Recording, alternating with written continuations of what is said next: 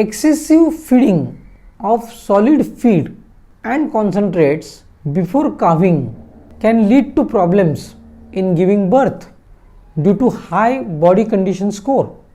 During other stages, if excessive solid feeds such as grains are given, problems such as acidosis can happen, wherein acids are formed in the rumen of the stomach and can lead to lameness. A dairy farm feeding the same feed and fodder to all types and sizes of animals will not be able to make profits. Feeding ration has to be based on body weight, growth stages of cows, and quality of feed and fodder. Heifers and dry cows need not be provided the same type of feed and fodder as the milking cows. Their nutrient requirements are different, and hence spending excessively on them will be counterproductive. In large herd size farms, the milking cows need to be grouped as per the milk production or yields. Different groups of cows should be fed as per their milk yield, stage of lactation, and body growth. One of the most important aspects in feed and fodder management is the level of mycotoxins in the feed and fodder. It completely changes the economic condition of a farm.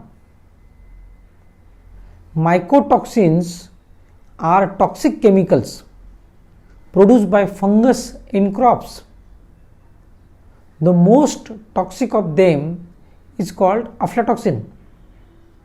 It is found in some feed components which are not properly stored, such as cottonseed, groundnut cake, maize, silage, etc. Grains which are not dried properly, or if the moisture level are high, and if we use them in feed, then level of aflatoxin in milk increases.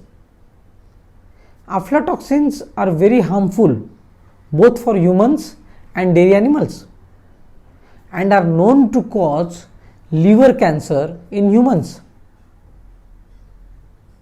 Research shows that aflatoxins reduce the immunity of dairy animals, and they become prone to several diseases. Aflatoxins pass on to milk, which is harmful to consumers. These cause long-term losses which are not immediately visible to the dairy farmer. I met a farmer by the name of Hari who told me that he feeds the best quality straw and maize grains to his cows, and yet they give only a few liters of milk every day, and they fall sick very often. He spent a lot of money on treatment of the animals, and yet his problems did not end.